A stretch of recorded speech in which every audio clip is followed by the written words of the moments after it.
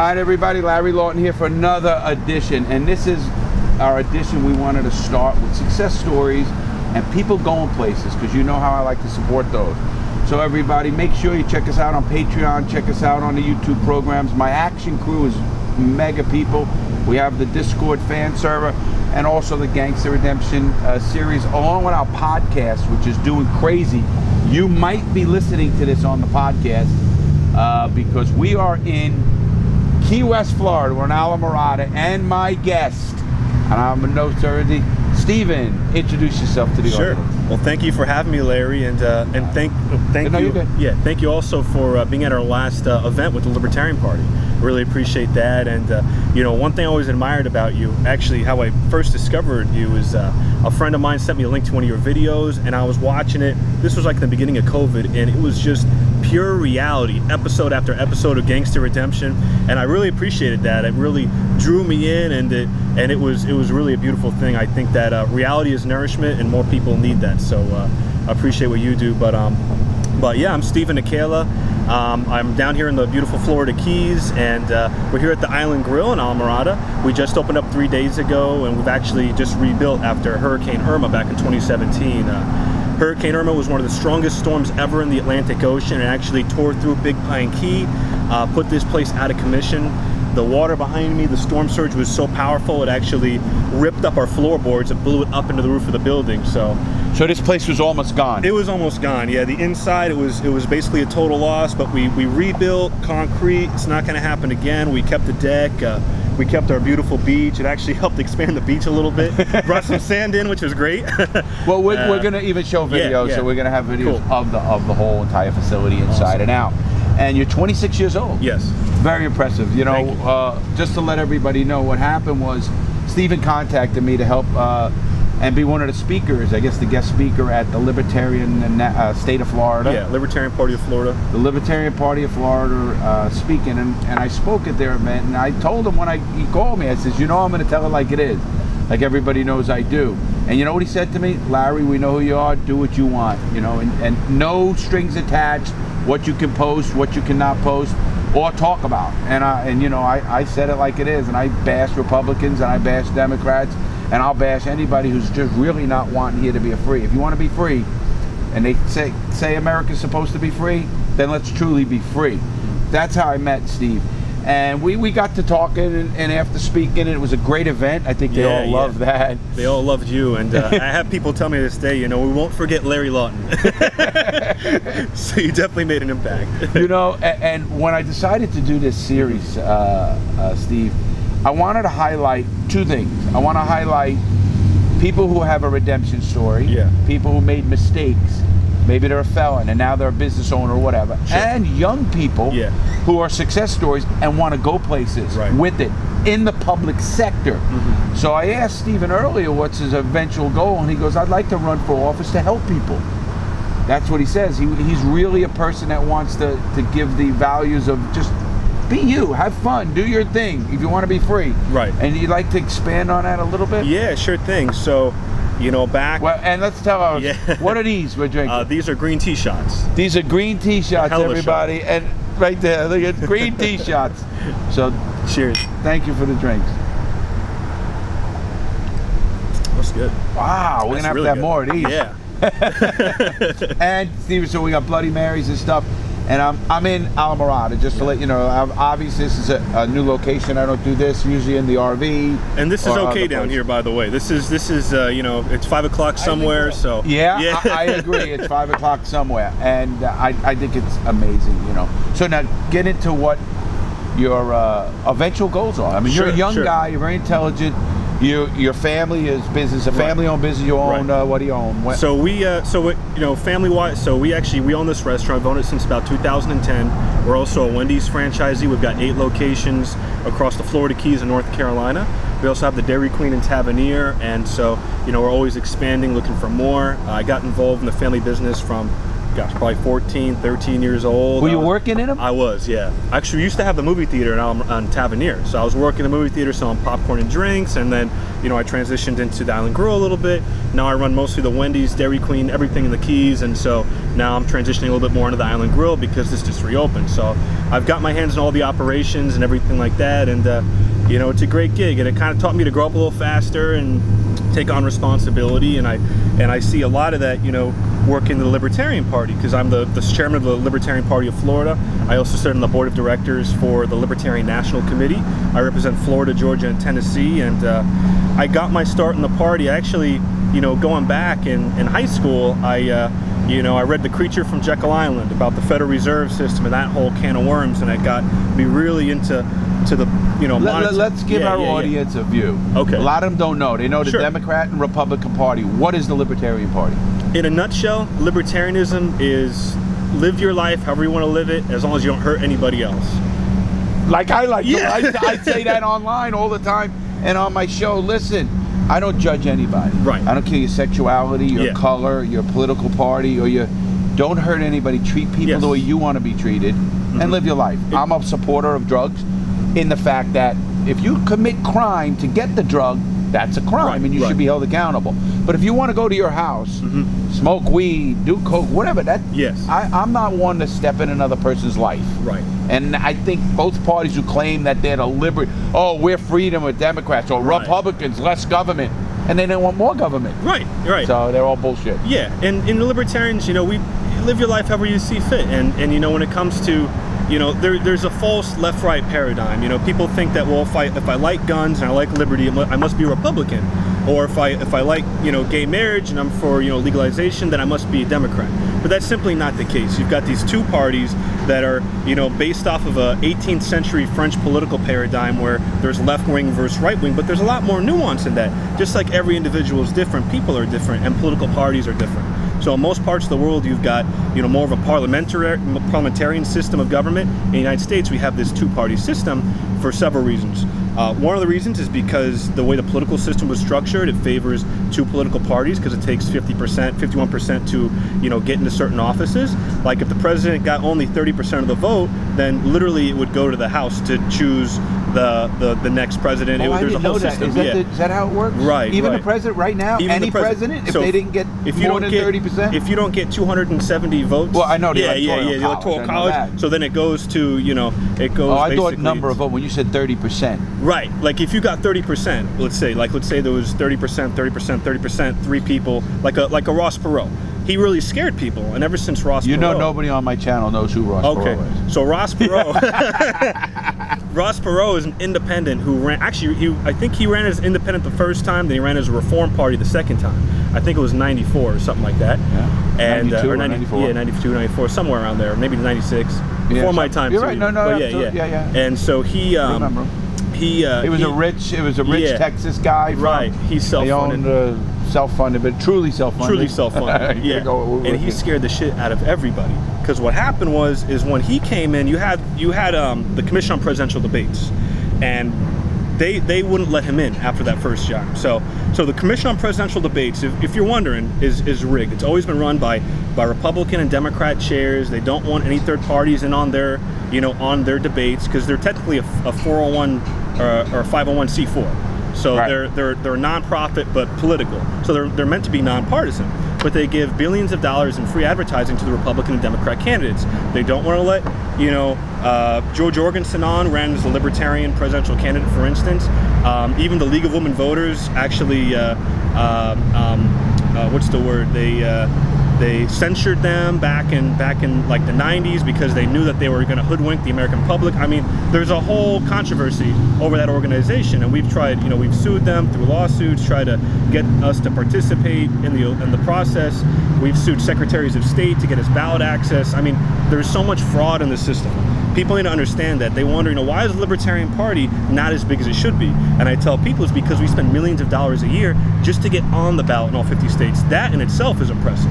We're the only political party in the last like 80 years that's actually been on the ballot in all 50 states plus DC. Wow. That's a third party. I didn't know that. Yeah. You know, people ask me all the time, they go, Larry, what is your political? I try to stay non-political, but mine as I told you, and that there is really more libertarian views. Right. I don't know. I'm a registered Republican in my area because you have to be able to. I can't vote. I'm a felon, but that's a whole nother story. But my views are totally what I believe most people's views are. Just to let everybody know my views, and I really never came out with this.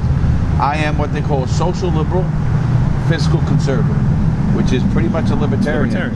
Because I don't care what you are, gay, straight, fat, bald, old, young, black, white, Hispanic, Indian, Oriental. I don't give a fuck.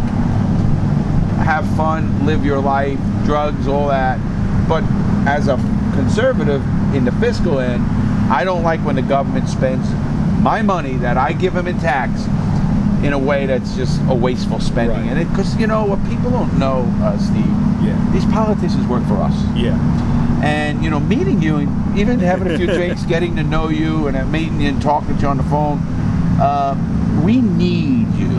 I mean, I don't care the party you're in. I'm liking what you're doing because I hope in more years to come. You're 26? Yes.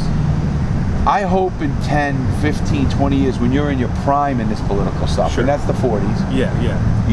It has changed that where a libertarian can really vie for a political seat and win it. I'm not even talking independent, I'm talking a libertarian. Make it what it is. I'm not even knowing if I believe in the party system, to be honest. You know, why not just call anything what it is? And here's our views. Because you said it right, people are wrong. They think if you like gay marriage and you like drugs and you're a Democrat. And they think if you like guns and you're a church person, you're a Republican. And that's not true. And you know what the fastest growing political segments of society are? Libertarian and no political affiliation. Because most people, people want a third party. They want, you know, they want options. I mean, that's what America's all about, right? Having options. And libertarians are exactly that. You know, we like to say, you know, some people say we're socially liberal, you know, fiscally conservative. And that's true. I mean, we are, I think, what most Americans are. We're what America is. The founding fathers were libertarian, right?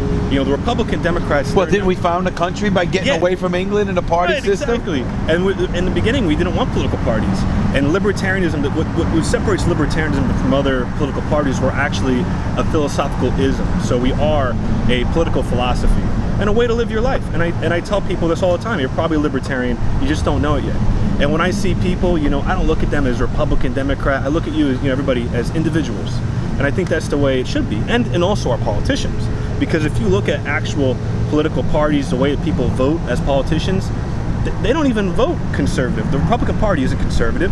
The Democrats aren't liberal. You know, for the most part, they're two parts of the same political machine.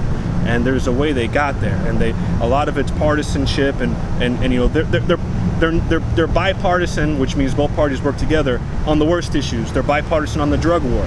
They're bipartisan on actual war, on the debt, on all these different things. So it's drug war was a big waste of money. That's one of the biggest. I could get into that one, baby. And luckily, the last election, the drug war lost on every ballot it was on. Oregon decriminalized all drugs. DC decriminalized mushrooms, which is you guys know I like my acid. So love acid. And maybe it's good for the politicians. I did a lot of that in prison. Actually in prison. But you know, the reason I wanted to get you one because you are well spoken. You're successful and you had your help, but you worked hard. That's why I wanted to let the audience know. Here he is. He's 14 years old. His dad's making him work the positions, and I'm sure they're behind the stick and cleaning the dishes and doing everything. And now you rose to the position of obviously knowing every position. I tell people all the time, listen, you want to work hard, whatever it is. I don't care if you're starting at a Wendy's. And you're starting as the busboy or whatever, and then cook and then whatever, and then you can grow to a man. You're looking as an owner for a guy that's going to be reliable, smart, and you don't care about his background. You want him to work hard. He's going to show up and do.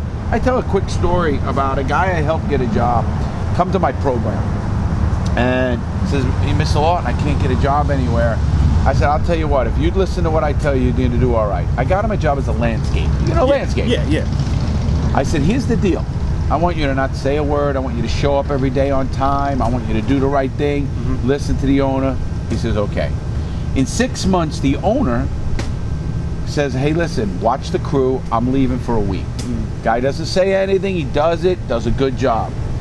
Comes back 6 months later. The owner says to him, he goes, hey, listen, I got this little complex with, I think it was like 14 houses. He goes, I can't do it. Do you want to do it? He goes, I don't own a machine. I don't own any. He goes, you got a pickup truck? He goes, yeah. He goes, I'll sell you a machine. But you got to do it on weekends. You can't leave me for 6 months. Right. So the kid does it, works hard, stays with the guy, does everything, does such a good job. Right now he's got one of the biggest landscaping companies in Boca Raton, does golf courses, the outer edges, and I mean, all from working hard, and he was a troubled young man. Yeah. And I look at that and I say, that just shows it can be done by anybody. Look at me. Yeah. My dad, he came over to the United States, to New Jersey, as an immigrant from Egypt. He was really young. I think he was like 8 years old. Wow. He came over here. My grandfather, on my dad's side, he worked for Bank of America, so they transferred him from Cairo to New Jersey. And Good these job. are amazing, right? Great. And so he ended up passing away.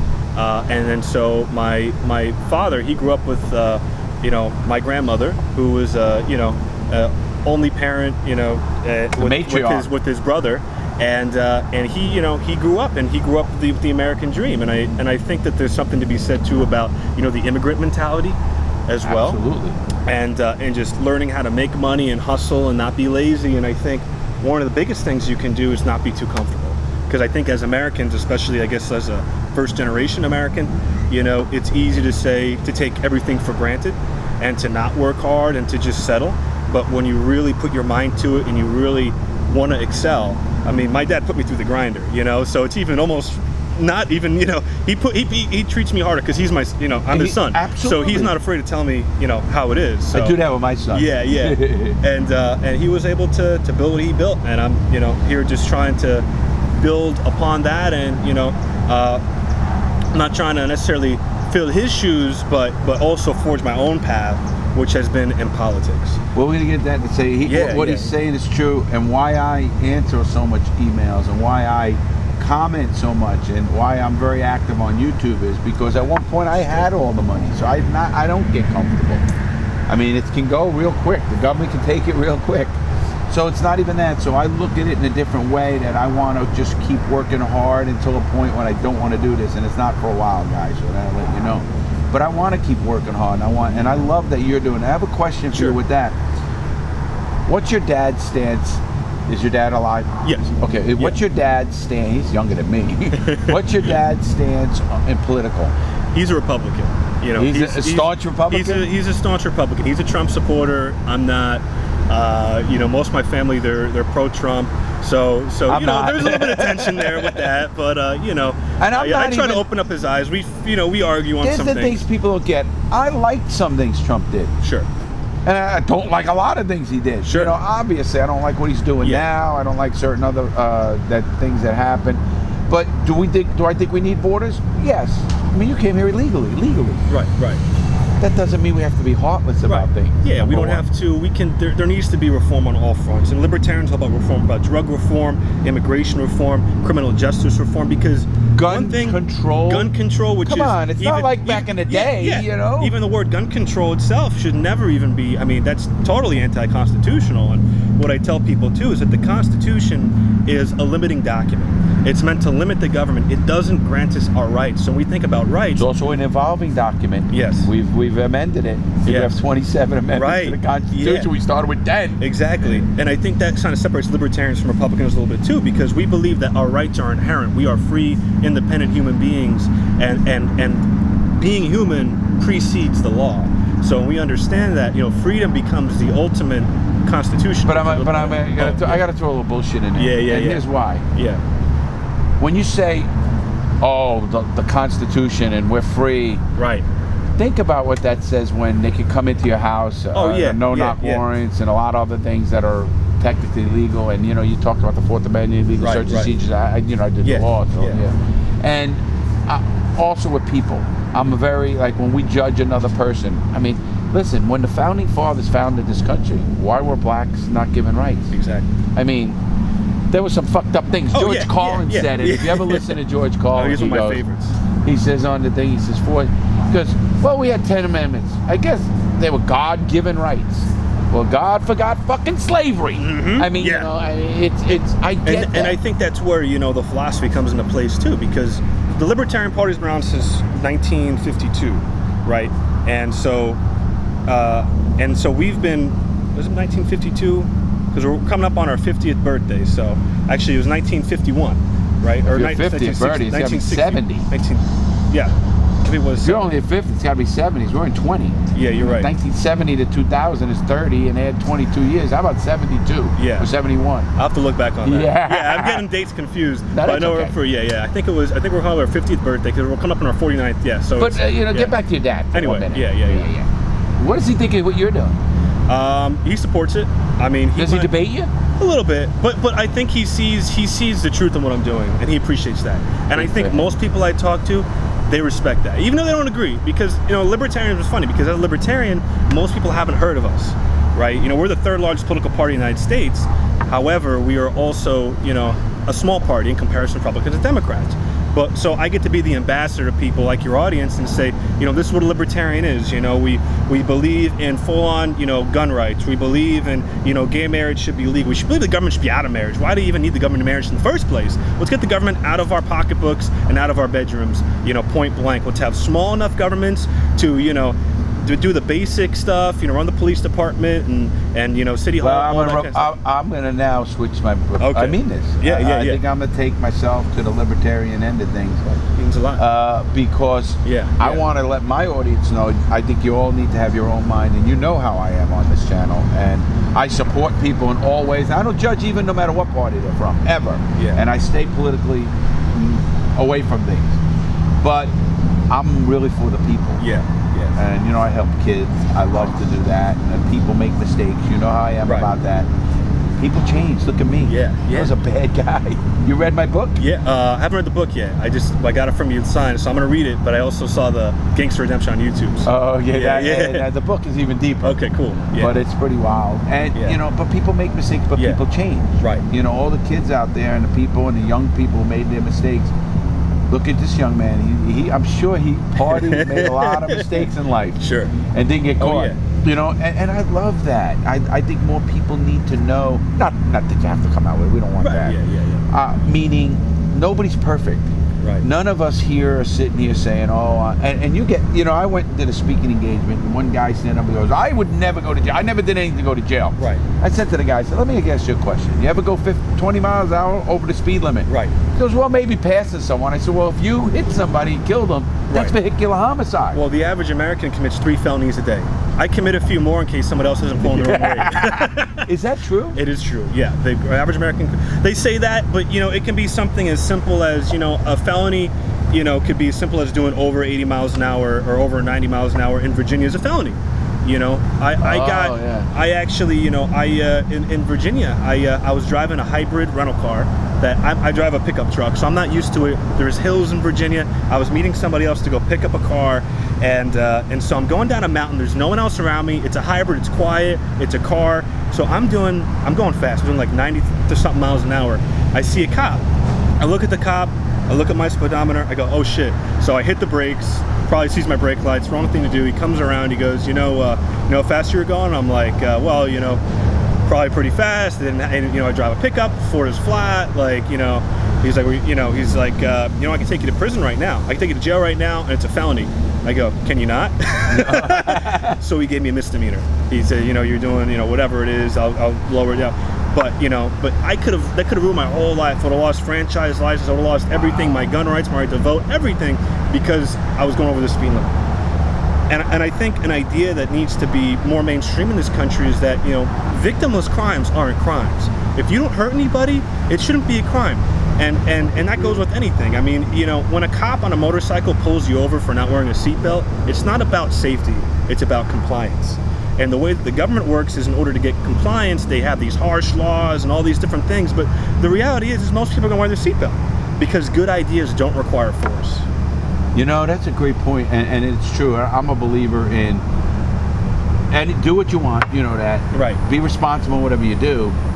But if you commit a crime to do something, that's different. And I mean a crime, like if you robbed someone to get drugs because you're doing drugs, well, you should be held accountable for that robbery. Right. Not the drugs. I could care less what you're doing with the drugs.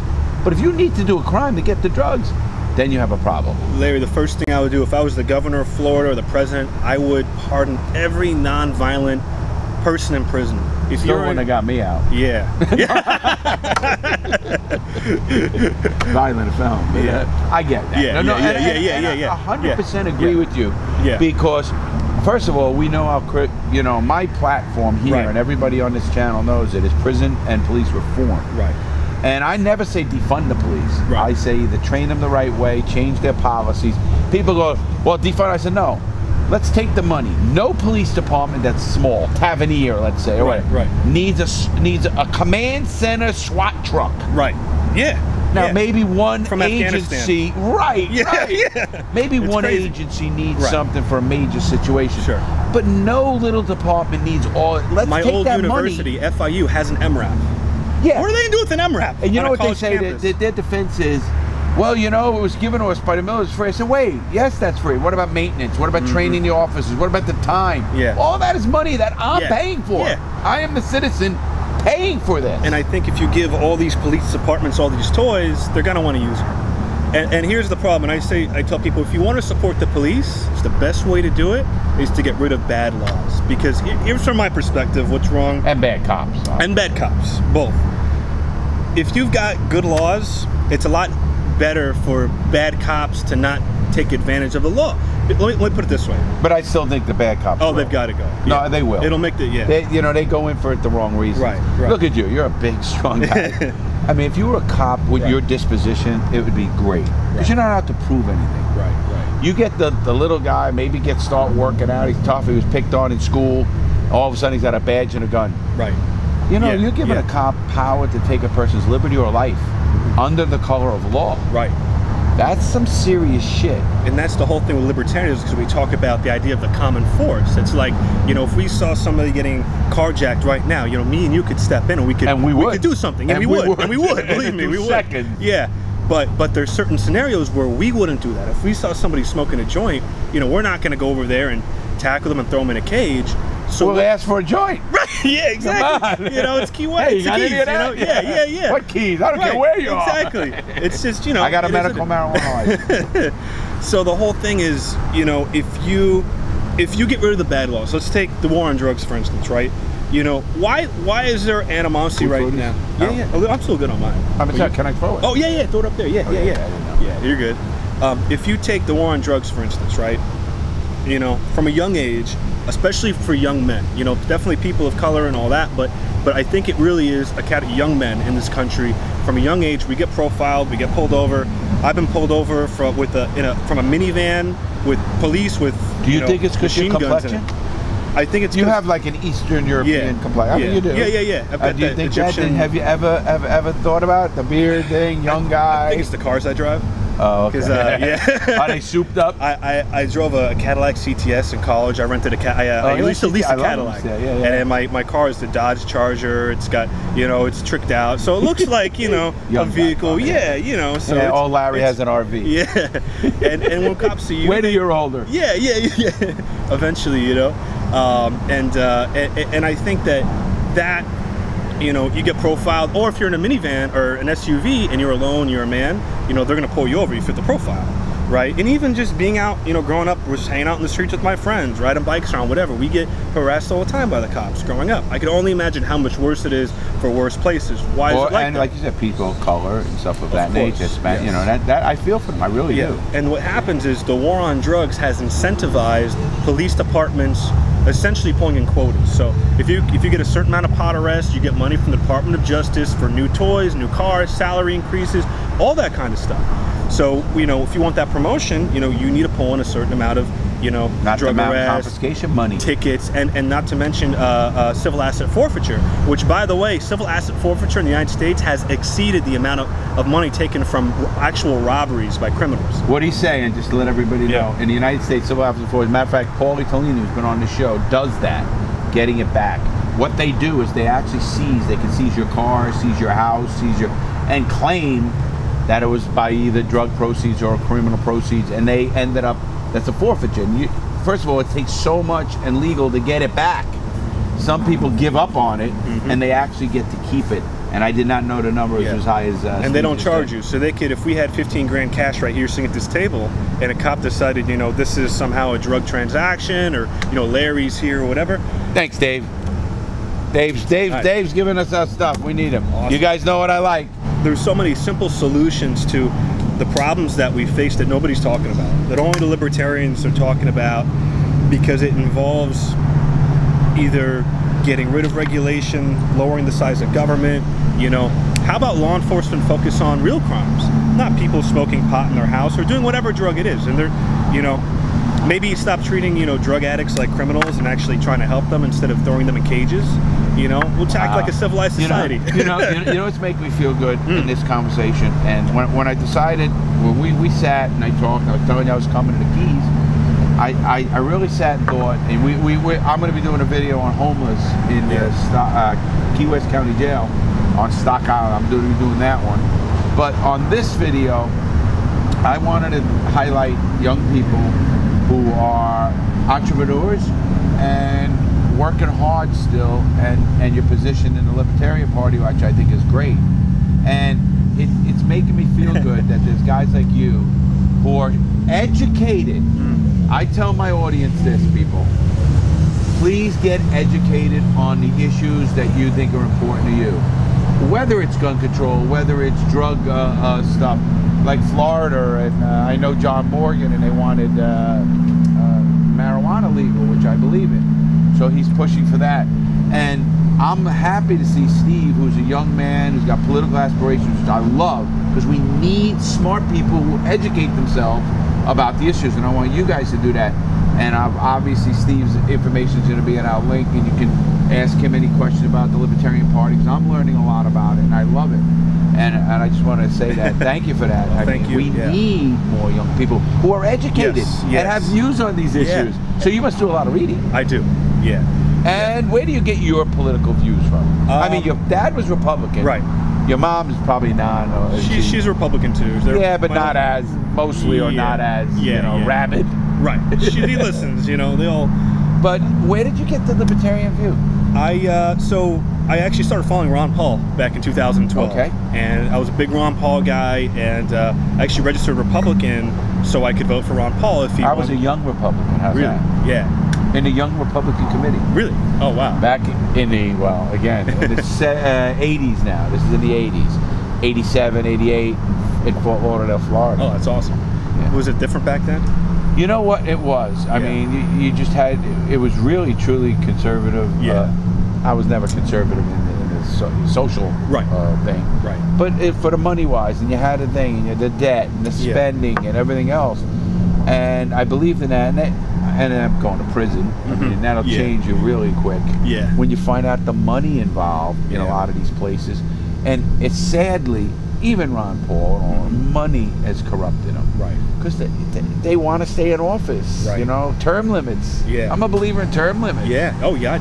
You know, why do we have career politicians in there for 50 years? Yeah. That's a job now. It's not a passion. It's a career. It's a career path. And how do you stay in there?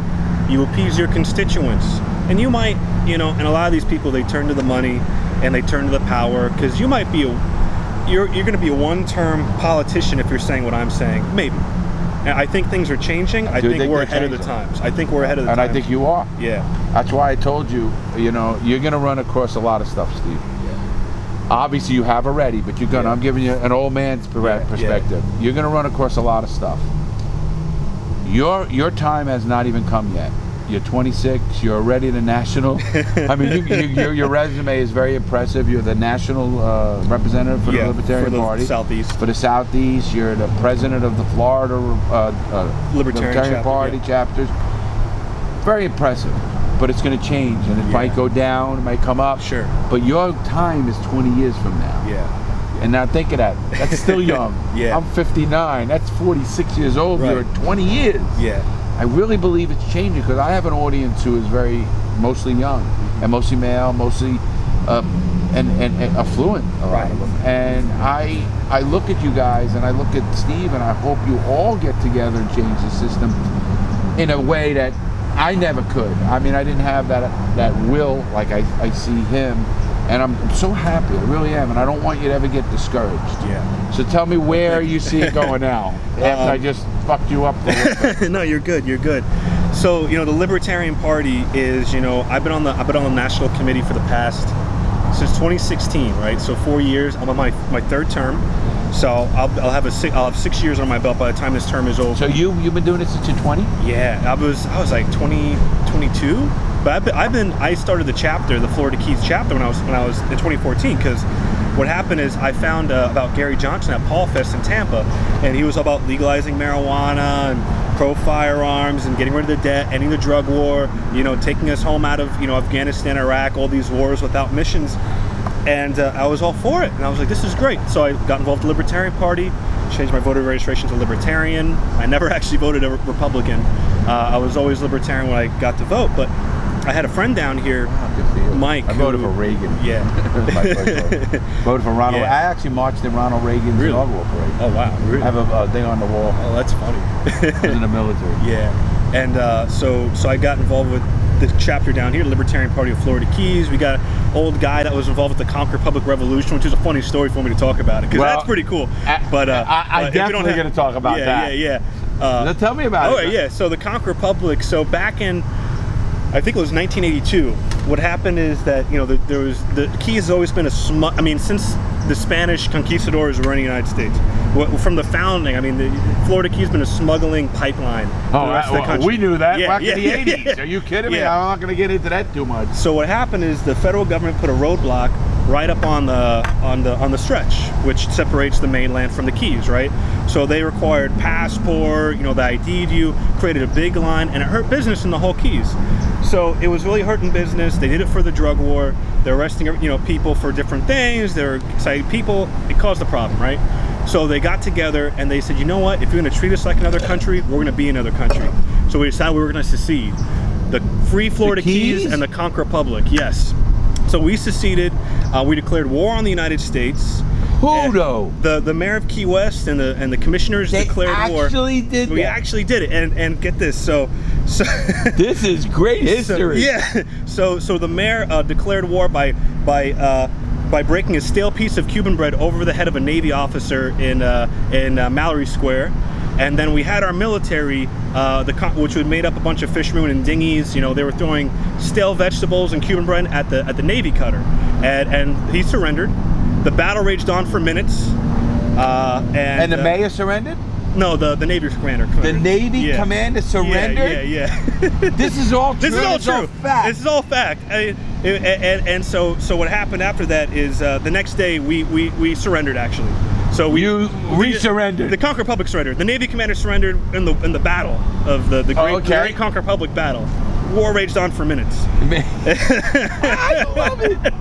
And so we surrendered. The Now, was this a national story? This has actually happened. And a national story. Yeah. Google it. That's why we call it the Conquer Republic. Because, and we have a flag, and you can get a passport. You actually travel the world in it. They don't ask questions. Today you can do it? I know someone that traveled to France in the passport. You can literally do it to this day. Yeah. There was someone that went to Guatemala, and they thought he was American. They were like guerrillas, and they wanted to kill him. And he said, mi no americano, mi Conquer Republica. And they go, oh, they filled them with tequila shots instead of, bullet shots. Swear to God, it actually happened. Jeez, I better get one of those. Yeah. And so we celebrate our independence. Now, did you have to live in the Keys to get that? No, you can just go down. It's all a tourist thing. The whole thing was done tongue-in-cheek, but it got the results we wanted. And we say, the Conquer Republic isn't a state; it's a state of mind. And the idea is you can battle, all this tyranny and all this overreach through humor and the idea of freedom. And the next day, when the mayor asked for, for retribution, they wanted for surrendering, they said, we want to, as terms of our surrender, we want you guys to lift the checkpoint. Sure. And we want $1 billion restitution. We didn't get the $1 billion, but they did lift the checkpoint. And they so didn't get the $1 billion. Money does everything. Yeah.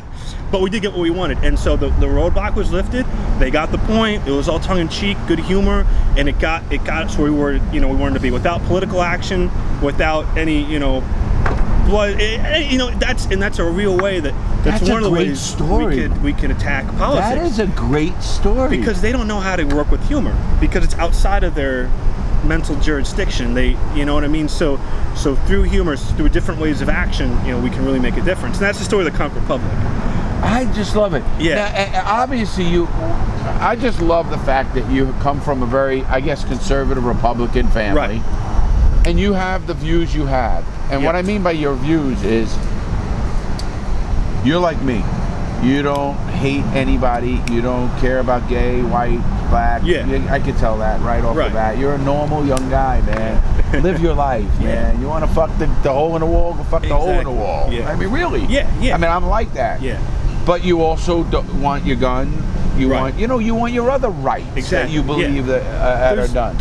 I don't see any difference between, you know, what your party preference or favorite party drug or sexual preference or favorite firearm, or all these things are freedom.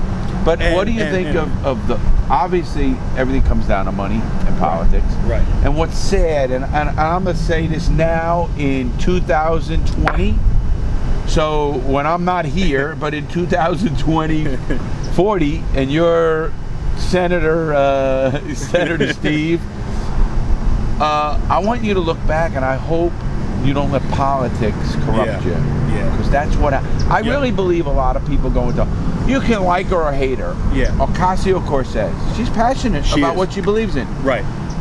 You might not believe in everything she does. Yeah. You know, but I love her passion. And you know what, Larry? You know, me and her might be on opposite sides of the political spectrum, but I will say one thing about her. She has 2 pairs of shoes from when she canvassed, which means knocking on doors in her district. She knocked on so many doors, she had to go through 2 pairs of shoes to get to where to the position that she's in. In a way, she is an underdog, and you got to respect that spirit. Respect it so much. Regardless of her policies, which I may or may not agree with, she is the underdog. And actually, the theme of our last convention was Rise of the Underdogs, because we are the party of black sheep. You mean when I spoke? That was our actual convention. Before that, that was a meeting. But yeah, I gotta get you on the national convention, because that's like thousands of people. Oh yeah, I'm gonna put your word in, put a word in for you with the convention They don't love me. Yeah. You know how I am. Yeah, and they'll appreciate it too, because I say to people, you know, as libertarians, you know, I look at it like, especially now in 2020, what a lot of people do is it's almost like you're drilling into a block of wood, right? And you've got the drill, and you know, and the drill kind of short circuits, and most people stop there, and they might think, oh, QAnon, and you know, that's their political philosophy, or you know, drugs are bad, or whatever it is. But you got to keep drilling closer to reality. And for me personally, you know, libertarianism, because when I grew up, you know, I saw a lot of problems with the world, economically, with war, all these different things. I don't know, I'm an empath, whatever. And I saw libertarianism as the solution. So to me, this is my path, this is my calling, my solution to the issues that I see. And cutting through that reality, you know, has allowed me to see that, and how it affects everybody, all stripes, whether you're rich, you're poor, you're capitalist, you want to get by, whatever it is. I mean, I see it as that philosophy that helps everybody. My point, Steve, was I wanted to say is, don't let money. I hope this is my goal, and I really for him. I hope you make $1 billion. Sure. Not to fund your own camp, but all that bullshit they say. Right. So you're not corruptible. Yeah. And I'll tell you what, Larry, you know, we have, I think it's roughly 400 libertarians. It fluctuates. In Florida. In national. 401. 401. Yeah. Elected libertarians. I'm not elected. Yeah. Nationally, we got. Maybe I'm not I'll sure run. The exact number of. Maybe I'll run. But we've got quite. You should. I don't know our exact membership level, because only 32 states actually record that data. Believe it or not. Why? Because there's different laws in some states, whether or not if you're a minor party. Yeah. So, but we've got hundreds of thousands of libertarians, and when it comes to the vote, it's got to be over a million. It's easy. We're at least, you know, I mean, when it comes to numbers, I mean, people, and even the ones that aren't registered libertarians vote libertarian. I agree with that. More I'm learning about it, and I learned it through you. You know, I didn't know much about. I knew, of course, I knew Ron Paul, and I knew Rand Paul first, his father. And then Ron Paul, and then Rand Paul. And so I knew about it. And when you asked me to speak, you know, someone says, Larry, why are you speaking at a political event? I says, well, because they believe what my views are, and they're going to let me speak when I talk to you. Larry, say whatever you want. I mean, you said that to me. And that made me say, I hope he knows what he's getting. Because my language can be a little tough. And I will call out politicians that are powerful. You know, this is that. And, you know, when I was speaking, I'm watching guys in the back standing up almost, loving it. Yeah. You know, because they know I was right. They must have been from the area. Yeah, yeah. And they knew about the bad politics, I call it, you know. Yeah. But getting back into that, you know, so you're a guy that's going to run, and my problem with politics in general is how money corrupts it. Yes. And it seems like most people go to Congress with a great heart, and they really do. But they let the system corrupt them. Even with the limited, you know, and it depends on the jurisdiction, but from the races we run, and we do win elections. You do win them? We do win them, yeah. We actually, this last election, we won 1 in 5 of municipal elections, which is still pretty good odds. Pretty good. And I would guess probably 20%. 20%. That's not that bad. You know, and you know, and we're still learning. We're still, you know, we invest a lot of money in our candidates and the support networks and the infrastructure. So we're becoming more and more of a threat. And I'll tell you what, Larry, you know. Before the election, they said your vote doesn't matter. If you're a libertarian, your vote doesn't matter. You're wasting your vote. You had Michelle Obama and all these different people saying, now's not the time to vote for third party.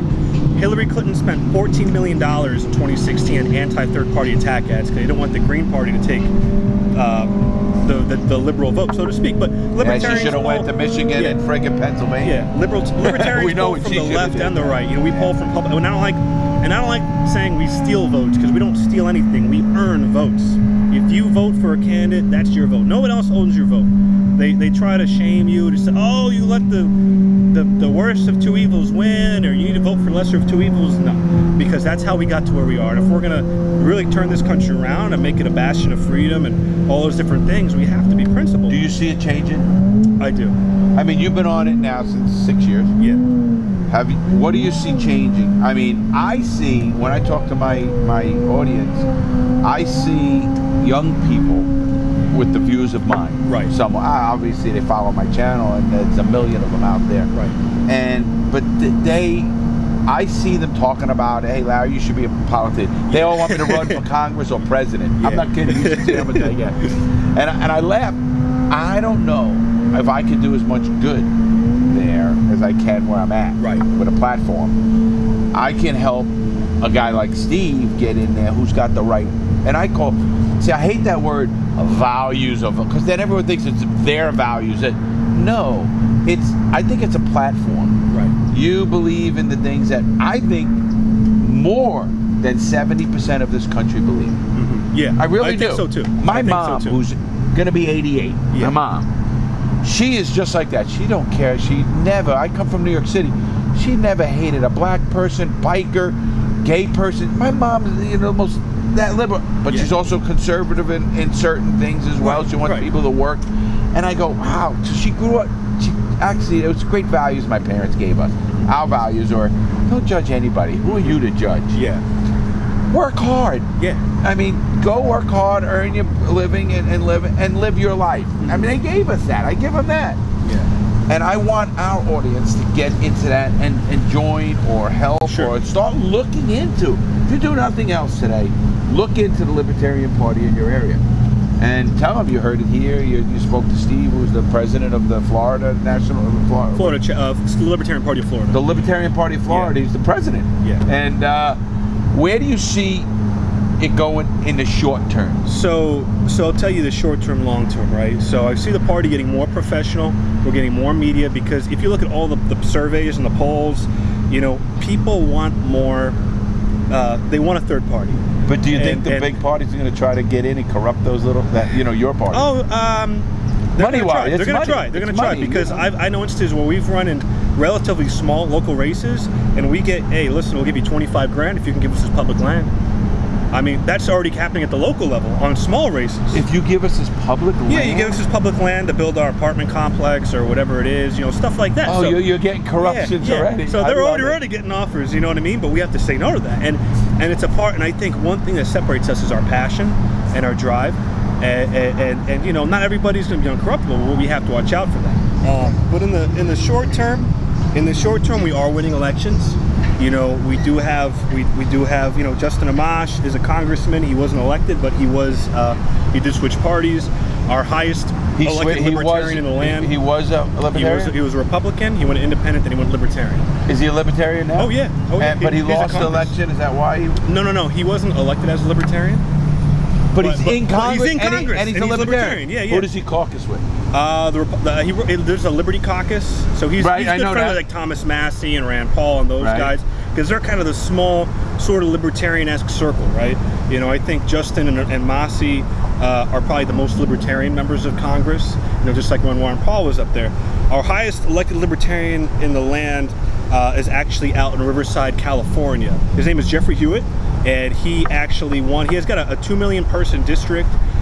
He is, you know, he 2 won, million? 2 million, yeah. He's on a 5-man board. He's a libertarian, so he's kind of the, you know, he gets people together. He helps decide votes, and he does great work. And we're winning those elections. So in the short term, we're turning up the heat. We're becoming more strategic, and you have to be strategic in politics. And there, you know, you have to be realistic and strategic at the same time. You have to know what to do. You have to play, you know, the political game as far as what it takes to get elected. And what I mean by that is not compromise on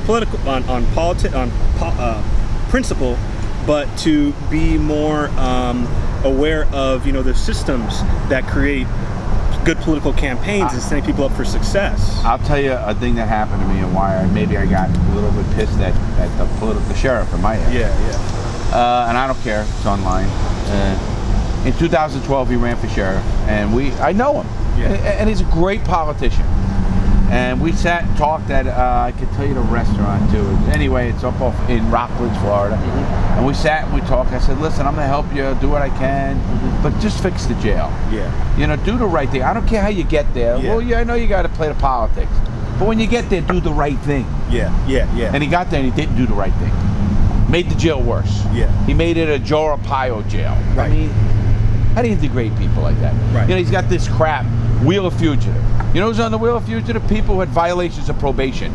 Get the fuck out of here. Why are you putting it in making a person look like an asshole? He's got a violation of probation because he had 3, you know, suspended licenses.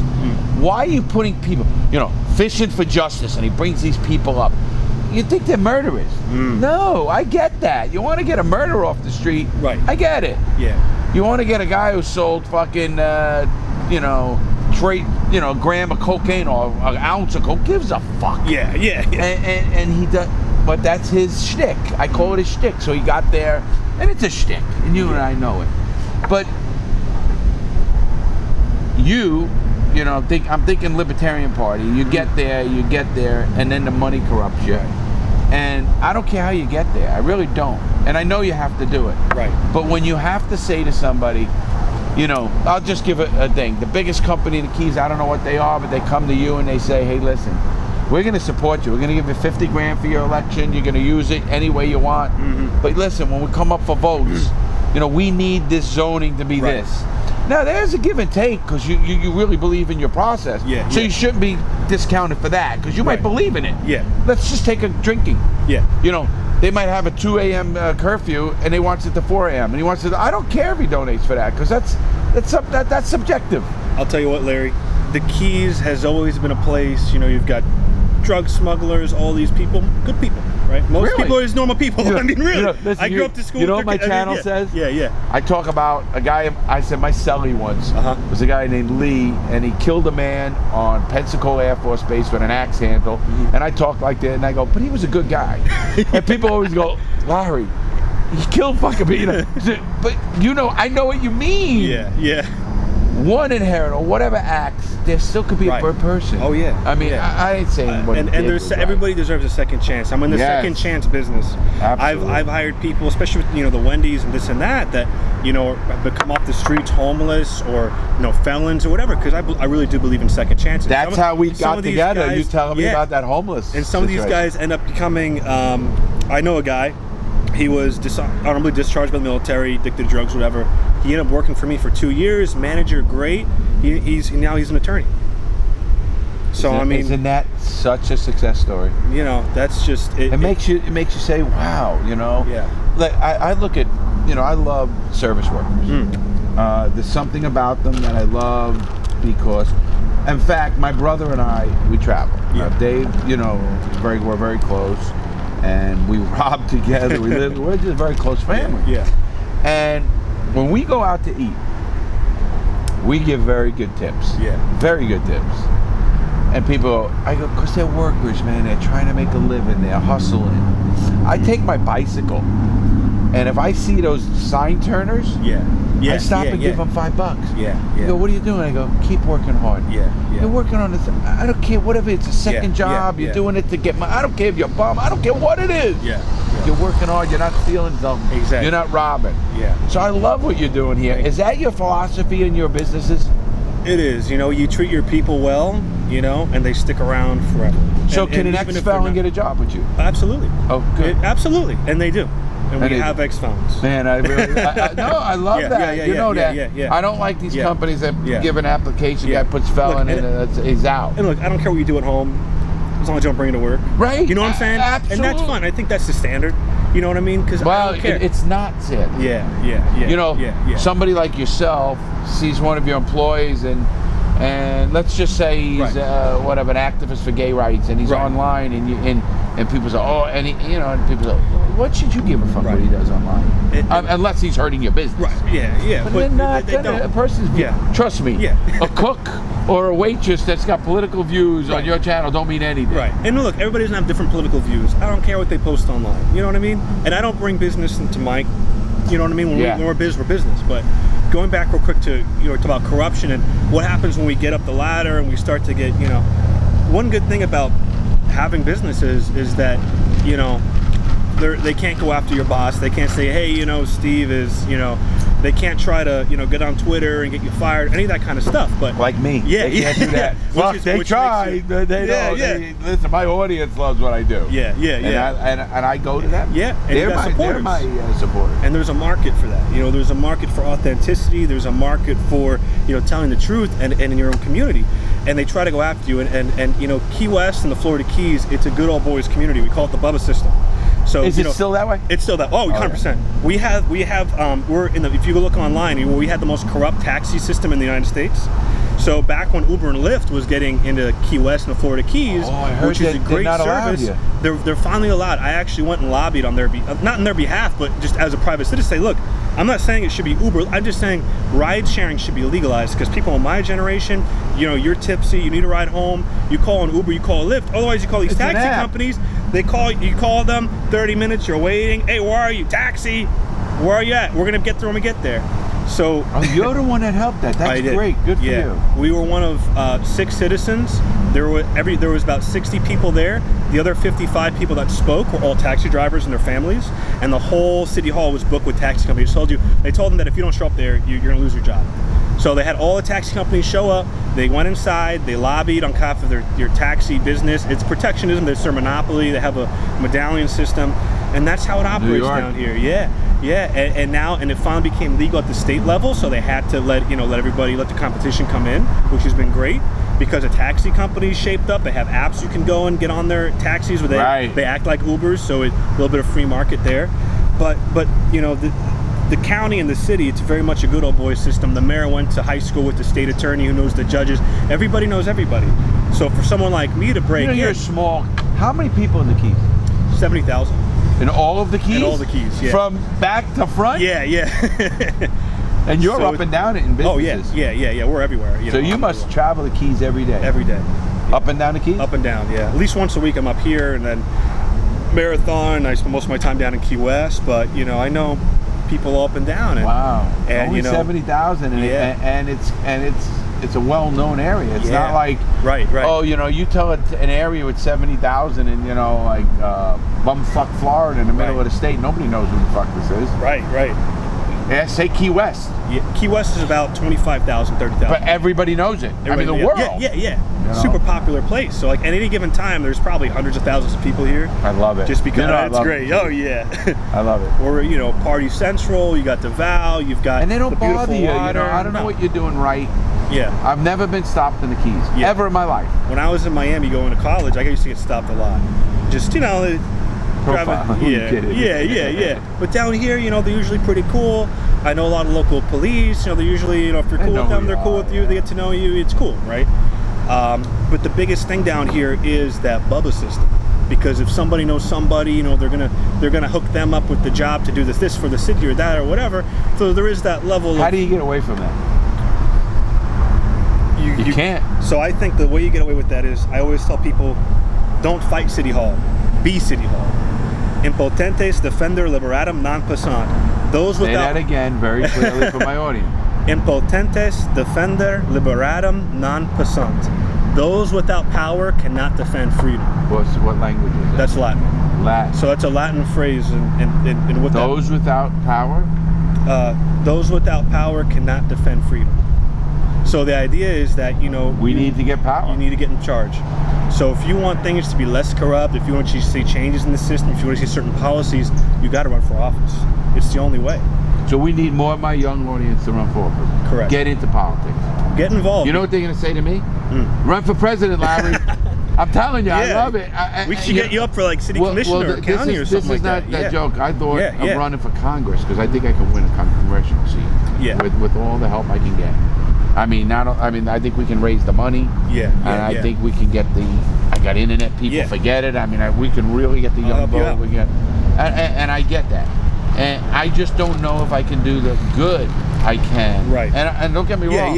Maybe I can. My goal is to keep growing my channel. And getting behind the guys like you, or anybody in my audience who's in an area that wants to run in Libertarian. They want to start talking to me about that. That's a whole different animal. I will. And if they come through Steve, and Steve and I start, because we're going to be doing a lot together, I think. And I think that's important. Because what he says, I always believe that. I'm very connected. Well, I live in Palm Bay, Florida. And the chief of police and I did videos together. I'm telling you, but we had an adversarial relationship to start. Right. Until he met me and we started talking. He goes, Larry, I was wrong about you. And I was at him about money, confiscation funds it was.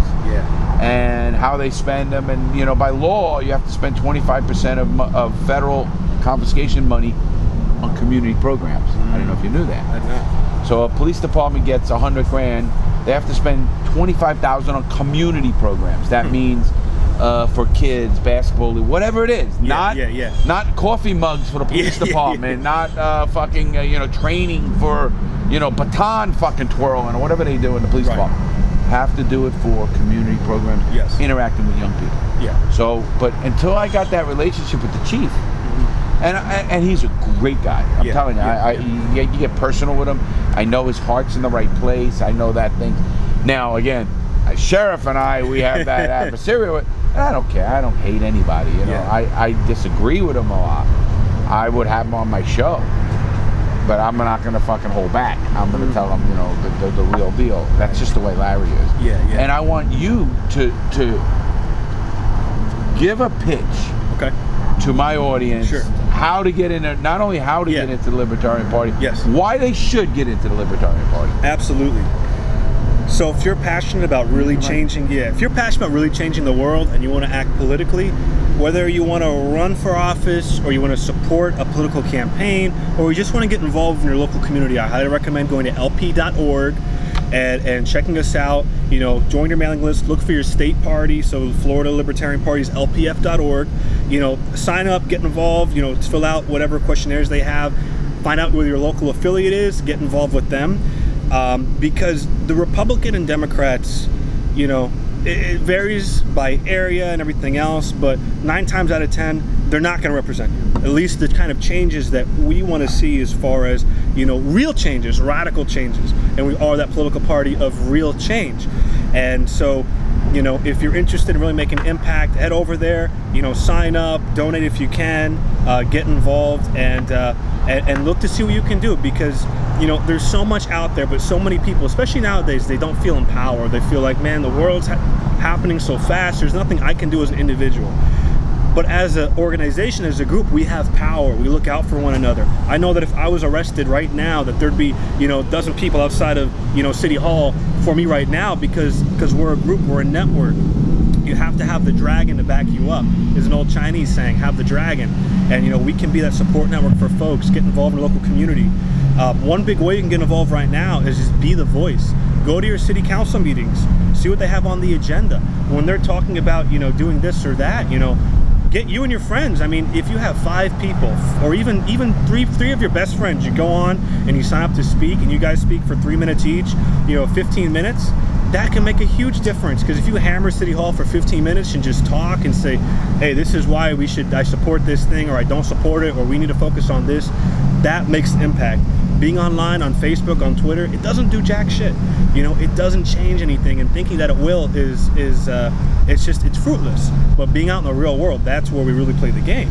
And so if we can be involved politically, if we can build the party, if we can get out, get more libertarians elected, you and your friends take over City Hall, make the right decisions, check out our platform, go online, take a look, because I was quoting USA Today, you know, most people are libertarians, they don't know it yet. Most people are libertarians. I mean, you know, yeah. I'll say that's the truth, because I kind of knew I was. But, you know, I never thought deep like I'm thinking now. Yeah. And what I want to tell my audience is, I say this all the time. I say, if the young people, and most of my audience is mostly young, if the young people pool their resources and their vote together, we can do anything. You want to pass marijuana, you want to pass legalized drugs, you want to pass, and I'm not saying you do, I'm saying whatever. The young vote is so strong, but they don't get it out. Right. And I wanna mobilize a community, and I have a Discord server, and you guys all know it. And if you don't, go to Discord, Larry Lawton, Jewel Thief server, mega. We got over 8,000 rabid fans that will shut down somebody's internet, do whatever we want, and they want to mobilize. They want to be led. How's that? Yeah. And obviously I'm one of their leaders, and it's my server, and these young people inspire me. They really do, Steve. And you, as a young person, you inspire me. You make me say, Larry, keep doing what you're doing. Don't quit. Keep fighting for what you think, you know, believe in and whatever, and get behind the guys like you. You know, I hope, you know, and I think we're going to have a great relationship for a long time. I want you to get behind me when things happen, and I can help you internet-wise or young people-wise and stuff like that. Because if we all get together, and I'm talking about this channel, and get Steve, and he's going to be a guest, and, you know, he's willing to speak his mind. You know how I am.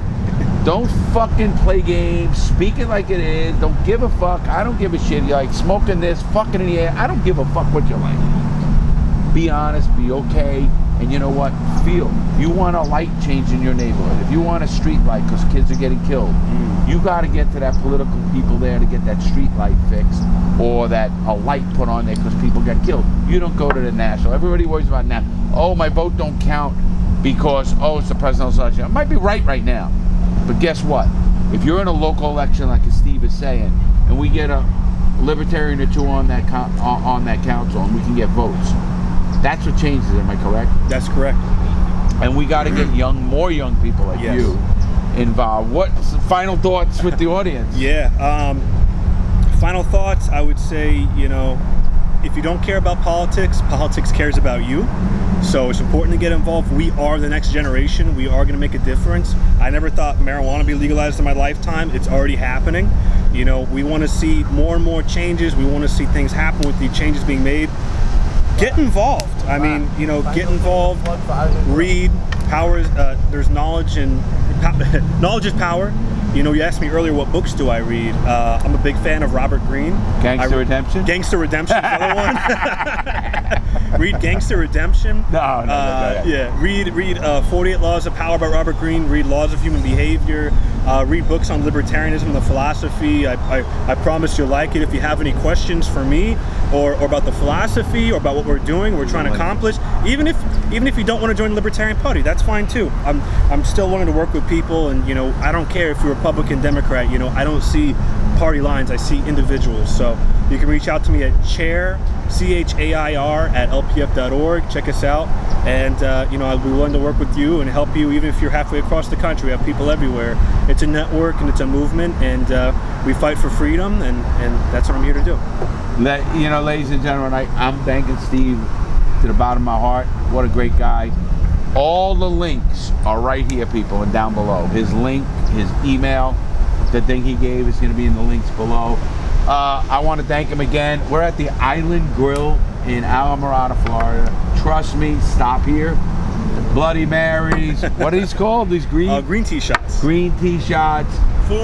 Food. Truthfully, guys, this is one of the nicest places I've been.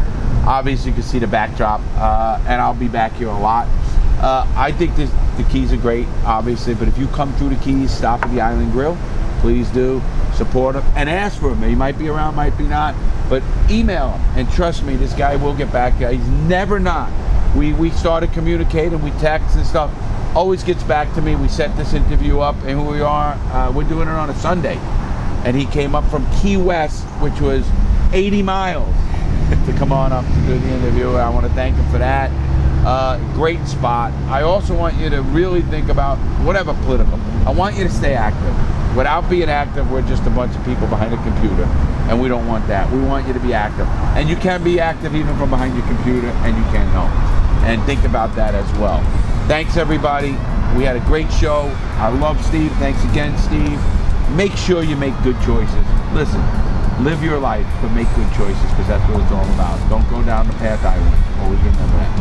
Have a great day, everybody. Stay safe. God bless.